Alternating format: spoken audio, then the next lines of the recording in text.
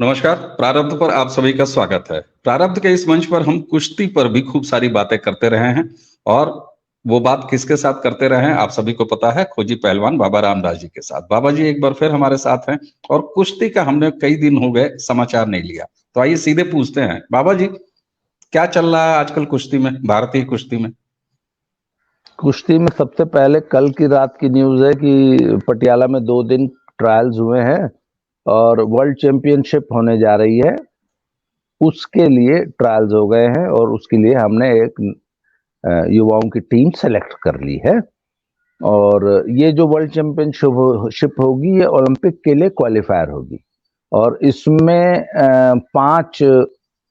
पहले 5 आने वाले हर वजन के जो ओलंपिक वेट कैटेगरीज होती हैं, ये मैं टेक्निकल बात पहले भी वीडियो पे समझा चुका हूं कि जिन वजनों में ओलंपिक खेला जाता है वो तो है ओलंपिक वेट कैटेगरी, और चैंपियनशिप जितनी होती है उसमें 4 वजन एक्स्ट्रा होते हैं, 4 वजन नॉन ओलंपिक होते हैं।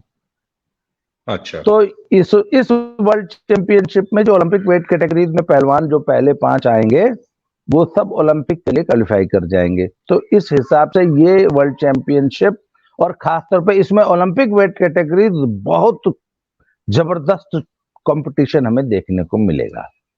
तो कल वो पटियाला में संपन्न हो गए जिसमें बजरंग पूनिया और दीपक पूनिया, हमारे इन 2 पहलवानों ने इस ट्रायल में भी भाग नहीं लिया। खैर बजरंग पूनिया तो उनका तो खैर उनके बारे में मैं क्या टिप्पणी करूं। दीपक पूनिया एशियन गेम्स के लिए सिलेक्ट हुए हैं और उन्होंने एशियन गेम्स को तरजीह दी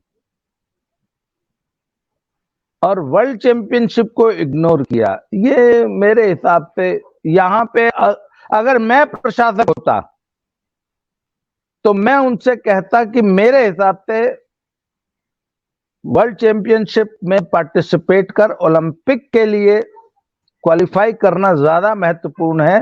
तुम एशियन गेम्स 2 दर्जे का टूर्नामेंट है, तुम एशियन गेम्स छोड़ो, तुम ओलंपिक पे फोकस करो, इसलिए वर्ल्ड चैंपियनशिप खेलो।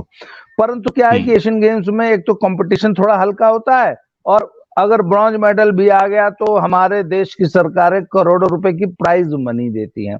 तो बड़े दुर्भाग्य का विषय है कि हमारे खिलाड़ी जो है वो प्राइज मनी पे ज्यादा फोकस करते हैं बजाय ओलंपिक में मेडल जीतने के हैं। तो इसीलिए जो मैं कहता हूं ना, कॉमनवेल्थ गेम्स में जो मारा मारी होती है पार्टिसिपेट करने के लिए, और हमारा ओलंपिक चैंपियन भी कॉमनवेल्थ गेम्स में पार्टिसिपेट करने के लिए पूरी ताकत लगाता है, जबकि कॉमनवेल्थ गेम्स, जैसा कि मैं हमेशा कहता आया हूं, कुश्ती का कॉमनवेल्थ गेम्स सोनीपत डिस्ट्रिक्ट से भी बदतर टूर्नामेंट है, सोनीपत डिस्ट्रिक्ट चैंपियनशिप से। पर इसके बावजूद हमारे सुशील कुमार जैसे पहलवान उसमें पार्टिसिपेट करने के लिए पूरी ताकत लगाते हैं। जब कॉमनवेल्थ गेम्स की ट्रायल होती है ना, तो वो हमारे देश की सबसे कठिन टूर्नामेंट होता है कॉमनवेल्थ गेम्स का ट्रायल। उसमें जी जान लगाई जाती है, क्योंकि अगर कॉमनवेल्थ गेम्स में आप सेलेक्ट हो गए तो आपने 2-4-5 करोड़ का हलवा आपको मिल गया। तो ये है अपडेट इसका। दूसरा एक जो बड़ा दुर्भाग्यपूर्ण अपडेट है सर, वो ये है कि UWW ने WFI की सदस्यता या मान्यता रद्द कर दी है। तो इस पे भी एक पॉलिटिकल स्लग फेस्ट, गाली महोत्सव शुरू हो गया है और हर पक्ष दूसरे को दोष दे रहा है और हमारे धरनाजीवी और एंटी बीजेपी पॉलिटिकल एस्टैब्लिशमेंट, ये दोनों मिलके बीजेपी और ब्रजभूषण शरण सिंह को गरिया रहे हैं कि इनके कारण हमारी मान्यता रद्द हुई, जबकि हकीकत इससे ठीक उलट है। अच्छा, मान्यता रद्द क्यों हुई है ये समझ लीजिए। अरे भैया,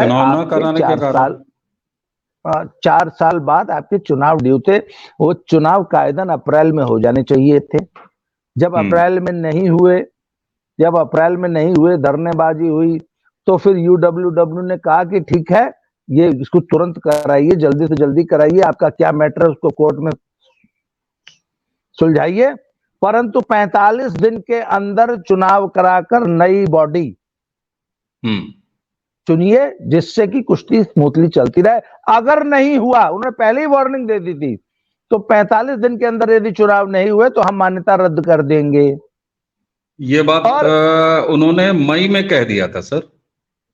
मई में ही कह दी थी।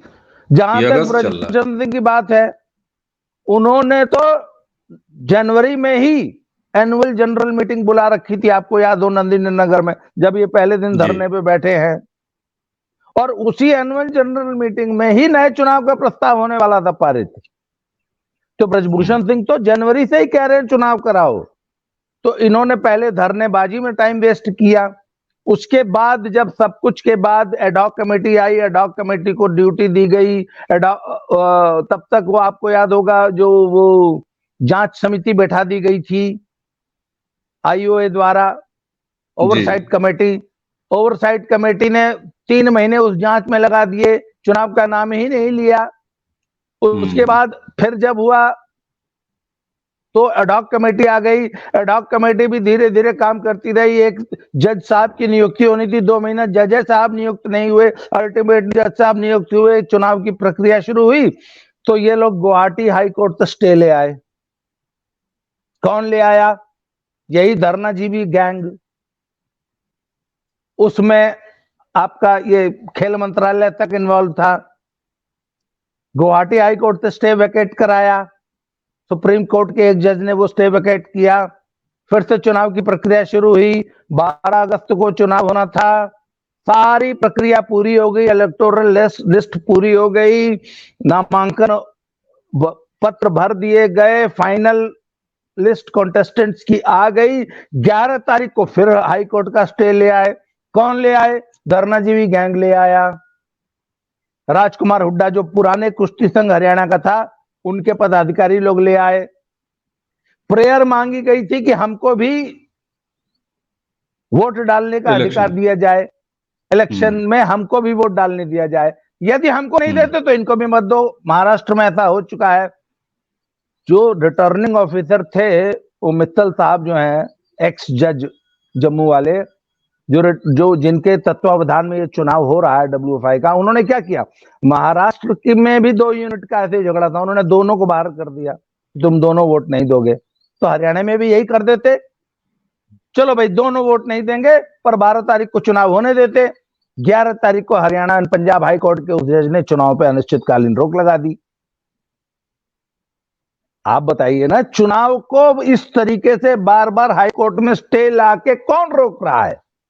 धरनाजीवी गैंग रोक रहा है। ठीक बात। तो अच्छा, आखिर चुनाव होने क्यों नहीं दे रहे? अब यहाँ एक सवाल आता है पहलवान जी, कि जो धरने में शामिल पहलवान हैं, हम लोगों ने कई वीडियो में ये बात की, तो कुल मिला के ये पता चला कि साहब डब्ल्यूएफआई पे कब्जा, भाई ये उनकी अपनी बातचीत से भी साबित हो जाता है ना, जब वो ये कहते हैं कि ब्रजभूषण शरण सिंह का कोई आदमी नहीं आना चाहिए, यानी कि वो अपना आदमी चाहते हैं। तो अगर बात डब्ल्यूएफआई पे कब्जे की ही थी, तो फिर चुनाव जल्दी से करा के उस पर कब्जा कर लेते, फिर ये स्टे क्यों लेके आ रहे हैं? वेरी गुड पॉइंट, कि अगर भाई कब्जा ही करना है तो जल्दी से चुनाव कराओ और कब्जा करो। पर सर बात यह नहीं कि चुनाव सिर्फ करा लेने से कब्जा नहीं होगा ना, उसके लिए हमारे यहाँ एक बड़ी अजीब व्यवस्था है कि चुनाव को जीतना पड़ता है। अच्छा, ये कब्जा भी जरूरी चुनाव है? जीतने से, हाँ, चुनाव जीतना पड़ता है। तो सबसे पहले तो इनकी तो पात्रता ही नहीं, अरे चुनाव जीतोगे तब जब लड़ोगे। धरनाजीवी गैंग के पास पात्रता ही नहीं थी वो। और इधर हमारे अमित शाह जी ने और खेल मंत्रालय ने वरदान दे दिया, जाओ वत्स, डब्ल्यूएफआई आज से तुम्हारी हुई। जैसे वो पता नहीं यमराज जी ने जो है सावित्री को बोल दिया था पुत्रवती भाव, और सत्यवान को साथ लिए चले जा रहे थे, तो सावित्री ने वही पॉइंट पकड़ लिया कि महाराज पुत्रवती भाव तक कह दिला, पति के हमरे ले जा तू एक छोड़ के दीबा, तब न हमरे पुत्र होई, तब न हर एक पड़ल। तो सर ये हुआ कि खेल मंत्रालय ने और अमित शाह जी ने पहलवानों को मीटिंग में कह दिया, जाओ फेडरेशन तुमको दे दूंगा। ब्रजभूषण सिंह ने कह दिया बिल्कुल नहीं दूंगा। खैरात में नहीं मिली है, फेडरेशन कोई सरकार द्वारा दिया गया पद नहीं है। मैंने अपनी मेहनत से सोनिया जी के शासनकाल में भूपेंद्र सिंह हुड्डा के बेटे को हरा के WFI का चुनाव जीता था। मुझे खैरात में नहीं दिया है बीजेपी ने। राष्ट्रपति के प्रसाद पर्यंत पद पे रहूंगा ऐसा कोई क्लॉज नहीं है इसमें। WFI का चुनाव है, मैंने अपने पुरुषार्थ से इसको हासिल किया है और कतई नहीं दूंगा WFI। तो उन्होंने कहा अच्छा एक काम करो चलो चुनूंगा तो इन लोग को लड़वा देते हैं। तो आप चुनाव लड़े कैसे? चुनाव लड़ने के लिए किसी बॉडी में पदाधिकारी होना जरूरी है। तो साहब किसी तरह दाढ़ी में हाथ लगा के रिक्वेस्ट करके इनके 3 आदमी विभिन्न राज्य कुश्ती संघों में घुसाए गए। उसके लिए भी जगह ब्रजभूषण शरण सिंह ने ही दी। एक कंप्रोमाइज हुआ कि चलो यार WFI मत दा, इन्हान के चुनाव लड़े लायक बना दा। तो एक उड़ीसा से, एक गुजरात से और एक आसाम से, इनके 3 लोग राज्य कुश्ती संघों में पदाधिकारी बने, जिससे एलिजिबल हुए चुनाव लड़ने के। फिर इन्होंने पूरी ताकत लगा दी, पूरे घोड़े खोल दिए अपने और शरीर के विभिन्न अंग प्रत्यंग तक का जोर लगाया। तो ये कुल मिला के 8 वोट जुटा पाए हैं अब तक। 8 वोट। 42 वोट आज भी ब्रजभूषण शरण सिंह के पास है। कैसे लड़ोगे चुनाव, कैसे जीतोगे? तो इन्होंने कहा आपने तो वादा किया था कुश्ती संघ आप हमको देंगे। उन्होंने कहा देंगे नहीं, कुश्ती संघ में हम तुमको लड़वा देंगे। अब वोट थोड़ी ना हम तुम्हारे लिए जुटाएंगे, वो अपना वोट जुटाओ। अमित शाह से मिलने का टाइम मांगते रहे, अमित शाह जी ने टाइम नहीं दिया। अनुराग ठाकुर ने बोल दिया कि अपना वोट खुद जुटाओ। तो अब इन्होंने एक डिले टैक्टिस अपना ली है कि ठीक है, खीर या तो हम खाएंगे नहीं तो किसी को नहीं खाने देंगे। कुछ लोग होते हैं ना, या तो सारी खीर मैं खाऊंगा नहीं तो किसी को निकालने दूंगा, खीर में मुंह देते हैं। तो इन सबका वही टैक्टिस है। अब मैंने तो यहां तक सुना कि अभी हाँ देशज में पहले गुवाहाटी वाला हाई स्टोव वेकेट कराए तो हरियाणा वाले ले आए। मैंने ऐसा सुना है कि हरियाणा के बाद गोवा, तेलंगाना और महाराष्ट्र ये तीनों भी हाई कोर्ट से स्टे लाने की तैयारी में बैठे हैं, ऐसा मुझे बताया गया है। पर चूंकि सुप्रीम कोर्ट से वेकेट करेगा तो हो सकता है इस बार जो है एक डेट फिक्स कर दे कि इतनी तारीख तक चुनाव करा के रिपोर्ट सबमिट करो।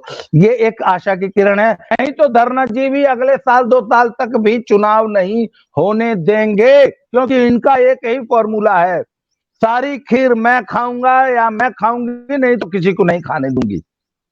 ठीक बात।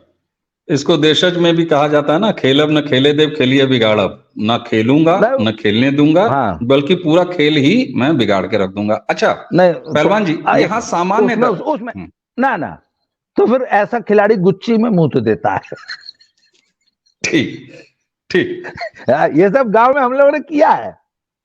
बिल्कुल ठीक। अच्छा पहलवान जी, आप चूंकि पहलवानी से जुड़े हुए हैं तो बहुत सारी टेक्निकल बात आप करके निकल जाते हैं, दर्शक उसको भी समझते हैं। लेकिन अगर सामान्य दर्शक, मैं अगर अपना सवाल पूछूं जो कि कुश्ती के एक प्रशंसक के रूप में मैं अपने आप को सामने रखूं, तो बहुत सारे लोग ये जानना चाहते हैं कि ये जो मान्यता रद्द हुई है WFI की, इसका भारतीय कुश्ती पर क्या असर पड़ेगा? क्या भारतीय कुश्ती कोई टूर्नामेंट इंटरनेशनल खेल पाएगी?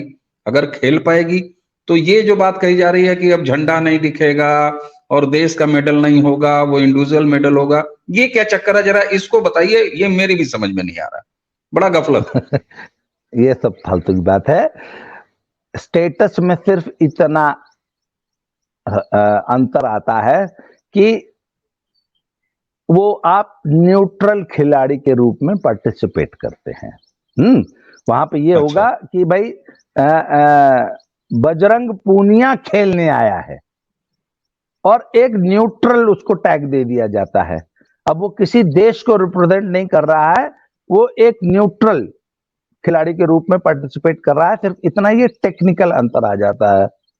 और हो सकता है रिकॉर्ड बुक में भी ये दर्ज नहीं होगा कि भारत ने ये पदक जीता। निश्चित रूप से जब वो पदक जीता जाएगा तो शायद उस देश का राष्ट्रगान ही बजेगा। ये छोटी मोटी टेक्निकल प्रॉब्लम्स हैं, परंतु उसमें एक बात मैं क्लियर करना चाहता हूं, अपने दर्शकों को बताना चाहता हूं। जो राजनीतिक एस्टेब्लिशमेंट है ना, हमारा पॉलिटिकल एस्टेब्लिशमेंट, वो इस बात को इस तरीके से प्रचारित कर रहा है कि चूंकि ब्रजभूषण शरण सिंह ने मारी बेटी का जौन शोषण किया इसलिए WFI ने की मान्यता रद्द हुई। जी नहीं, मारी बेटी का जौन शोषण हुआ कि नहीं हुआ इससे UWW को मतलब नहीं है। वो कोर्ट का विषय है, भारतीय न्याय प्रणाली।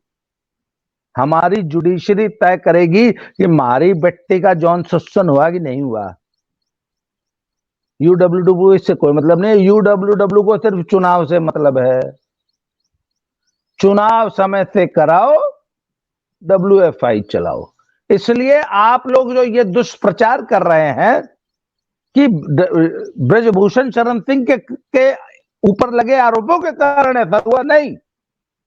आप चुनाव होने नहीं दे रहे। पिछले जनवरी से लेकर आज तक सितंबर आ गई, आपने आज तक चुनाव होने नहीं दिया, और इससे इतना ही असर पड़ेगा। बाकी WFI नहीं है उसका बहुत ज्यादा असर पड़ रहा है देश में।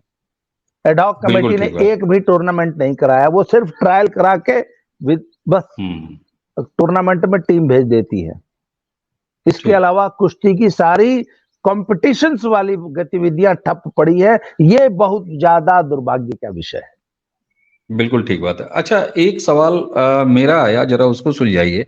आप जब ये कह रहे हैं कि अगर WFI की सदस्यता रद्द है तो बजरंग पूनिया का आपने उदाहरण दिया कि वो एक न्यूट्रल खिलाड़ी के रूप में खेलेंगे, भारत के हिस्से में वो उनका मेडल नहीं आएगा, अगर वो मेडल पाते हैं, राष्ट्रगान नहीं बजेगा, ठीक। क्या किसी अंतरराष्ट्रीय प्रतियोगिता में कोई खिलाड़ी, मान लीजिए उसका टीम में चयन न हुआ उस देश से, तो क्या इसी तरीके से वो अकेले जाके खेल सकता है क्या? नहीं, किसी भी खेल में नहीं, अकेले नहीं खेल सकता। WFI बेशक उसकी मान्यता रद्द हुई है, परंतु ये खिलाड़ी IOA के द्वारा भेजे जाएंगे। अब जहां तक मुझे, हालांकि ये थोड़ा सा ये भेजता उनको IOA ही है, और IOA अपनी एक चयन प्रक्रिया, भाई WFI नहीं है, भंग कर दी गई है, तो IOA ने एक एडहॉक कमेटी बना रखी है ना, तो चयन प्रक्रिया IOA करा रहा है एडहॉक कमेटी के माध्यम से, तो चयन प्रक्रिया फिर IOA अपने हाथ में ले लेता है। ठीक ठीक, ये बात समझ में आई। अच्छा, दर्शकों के लिए इन तमाम दांवपेच, टेक्निकल नॉन टेक्निकल बातों के बीच अब जरा चलते चलते आप ये साफ करिए, एशियन गेम्स में कुश्ती और ये वर्ल्ड चैंपियनशिप में कुश्ती, इसमें कौन कौन से पहलवान खेल रहे हैं, खेलेंगे, और कौन कौन से पहलवान नहीं खेलेंगे? जब मैं ये पूछ रहा हूं कौन कौन से पहलवान, तो हमारा साफ मतलब है कि धरना अनशन प्रदर्शन कर रहे विनेश फोगाट, बजरंग पूनिया, साक्षी मलिक और इस तरह के जो भी धरने में शामिल रहे, इनमें से कौन कौन खेल रहा है, कौन कौन नहीं खेल रहा है, और कहां कहां खेल रहा है? इनमें से सिर्फ एक आदमी खेल रहा है, धरना जीवियों में सिर्फ एक आदमी खेल रहा है, वो है बजरंग पूनिया। वो भी बिना ट्रायल के एशियन गेम्स जाने पर पूरी बेशर्मी से डटा हुआ है। विशाल कालीरमन ने पूरा जोर लगा लिया, और जब उसको कानूनी रूप से कोई रिलीफ नहीं मिला तो उसने सामाजिक दबाव बनाने की कोशिश की, और वो पंचायत वाली बात, पंचायतें और पंचायतों का ढुलमुल रवैया, और हिंदुस्तान हरियाणा की खाप पंचायत किस कदर लचर, रीढ़ विहीन, दंत विहीन, केचुआ बन चुकी है, इसका प्रदर्शन हमने देखा इस 24 तारीख की पंचायत में, जो कि विशाल कालीरमन ने अपने गांव में बुलाई थी, और उसमें पूरी बेशर्मी से बजरंग पूनिया आया। उसने सिर्फ 1.5 मिनट का एक उद्बोधन किया कि वो तो खाप लीडर दिख ही नहीं रहे जो धरने में मेरे साथ बैठे थे, उन लिया, वो जो कहेंगे मैं कर दूंगा। कहने का मतलब मेरे लिए सिर्फ वो इंपॉर्टेंट है जो मेरे साथ जंतर मंतर पे धरने में बैठे थे, हमारे मंच पे। तो वहां पे जितने लोग बैठे थे उनके मुंह में दही जम गई थी। उन्होंने पूछा नहीं कि ओए, वो तो तेरे पिट्ठू हैं, तेरे गुर्गे हैं, जो तेरे साथ जंतर मंतर पे बैठे थे, वो तो कभी भी नहीं आएंगे इस पंचायत में, हैं? वो तो बिका हुआ माल है, बिकाऊ माल है। तो हम जो आए हैं, हमारी कोई वैल्यू नहीं है। इसका मतलब यह हुआ कि ये खाप पंचायतें सिर्फ नाटक है। इस प्रकरण ने तो यही सिद्ध किया ना कि इनकी कोई लेजिटिमेसी भाई कॉन्स्टिट्यूशनली तो नहीं थी, समाज में भी कुछ नहीं बचा। एक आदमी बजरंग पुनिया जैसा आएगा और इनके सारे सामाजिक दबाव को, प्रेशर को, इनके सारे डिक्टेट को लात मार के चला जाएगा, जो कि उस दिन बजरंग पुनिया ने किया। और किसी खाप लीडर का कोई बयान नहीं आया, किसी खाप लीडर ने कहा कि इसका सामाजिक बहिष्कार करो। एक बार बताइए, जब उसने ऐसा किया तो वहां पे जो खाप लीडर बैठे थे उन्होंने क्यों नहीं बोला? 1 मिनट में ये जात में से घेर देते हैं हरियाणा वाले एक दूसरे को। एक कोई जरा सा मसला हो जाए, चौपाल में बैठ के जुत मारते हैं, जुर्माना लगाते हैं, नहीं तो सामाजिक बाइकआउट कर देते हैं। कोई इनका हुक्का नहीं पिएगा, कोई इनके अन्योताकारी नहीं करेगा। उस दिन खाप पंचायतों के मुंह में दही जमी थी, आप बताइए ना। और बेशर्मी की हद हो गई। और वो राहु केतु क्या हुआ भाई? उन्होंने कहा था कि नहीं, ट्रायल होगी, ट्रायल में जो जीतेगा वो जाएगा। अभी सिर्फ नाम दिए भेज रहे हैं हम तो। ज्ञान शेरावत और अशोक गर्ग कहां गए? अब आप क्यों नहीं बोल रहे गैर ट्रायल दे? बगैर ट्रायल नहीं जाएगा। बिल्कुल ठीक बात जी। तो क्या ये कुल मिला के ये मान लिया जाए कि बजरंग पूनिया न सिर्फ बेशर्मी के साथ डटे हुए हैं, बल्कि उन्होंने अपने काम भर का, अपना स्वार्थ पूरा हो इस भर का दबाव भी बना लिया है और उसमें कामयाब भी हो गए। और देखिए, मुझे तो यहां तक भी लग रहा है कि बजरंग पूनिया पूरी कोशिश करेगा कि एशियन गेम्स संपन्न हो जाने तक WFI चुनाव नहीं होने देगा। पता है क्यों? क्योंकि WFI का चुनाव यदि 12 अगस्त को हो गया होता, यदि, तो नई फेडरेशन जो आती वो शायद ये फरमान जारी कर देती कि है जो ट्रायल देगा वही एशियन गेम्स जाएगा 65 किलो में। इसलिए ये ट्रायल देना अनिवार्य कर देती इसी बजरंग पूनिया का। नहीं तो बजरंग पूनिया का नाम हटा के विशाल कालीरमन का नाम भेज देती। इसलिए उन्होंने कहा 12 तारीख को चुनाव नहीं होने दिया, हाईकोर्ट स्टे ले आए। और अभी भी मुझे शंका है कि अभी भी जब तक एशियन, क्योंकि इसका जीवन का एक ही उद्देश्य है, किसी तरह कोई एशियन गेम्स में पदक जीत कर वो प्राइज मनी जो हरियाणा सरकार देती है कुछ करोड़ रुपए, वो हासिल करना। मतलब इसकी पूरी औकात वो 1-2 करोड़ रुपया रह गया। ठीक बात। हालांकि ये कितना मतलब अफसोसजनक है कि एक व्यक्ति केवल अपने स्वार्थ के लिए पूरी भारतीय कुश्ती का आए बाएं साएं किए पड़ा है। और आपने इससे पहले भी जब हम शुरुआती चर्चा करते थे तो आपने कहा था ये जीजा साली गैंग है, तो साफ दिखाई देता है एक परिवार, कुछ रिश्तेदार और कुछ ये जो, तो इन्हें कुश्ती माफिया अगर मैं कह दूं तो मुझे नहीं लगता है कि ये कुछ गलत होगा। तो अगर आप इसको और कुछ कंक्लूड करना चाहें, कुश्ती अपडेट। ये एक परिवार, जीजा, जैसे आपने कहा, परिवार, जीजा साली और उनके कुछ गुर्गे जो कि पहले हरियाणा कुश्ती संघ में सक्रिय थे, अब उनकी सल्तनत चली गई है।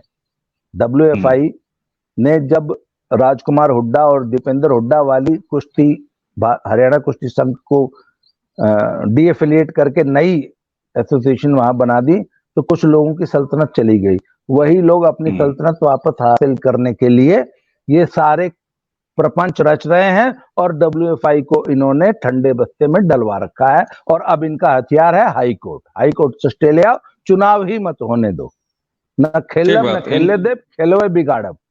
हाँ बिल्कुल, वो तो साफ दिखाई दे रहा है कि ये कुश्ती को कुश्ती के अखाड़े में रहने नहीं दिए, मैट पर रहने नहीं दिए, सड़कों पर उतारे अब ये खेलना चाह नहीं रहे, इन्होंने नेतागिरी की, अब नेतागिरी के बाद ये मुकदमेबाजी पर उतर के आए हैं। ये साफ दिख रहा है, समाज को भी दिख रहा है, देश को भी दिख रहा है। लेकिन अफसोस इस सबके बीच में ये है सर कि भारतीय कुश्ती, उसका कितना बड़ा नुकसान हो रहा है, और भारतीय कुश्ती में ये सारा कुछ जो चल रहा है, कहीं इसका असर, अब मेरी चिंता तो यहां आके लग गई है कि इसका असर कहीं बाकी खेलों पर ना हो, क्योंकि जहां भी एक जगह से जब कोई बीमारी फैलती है तो ये बीमारी और कहां-कहां जाएगी।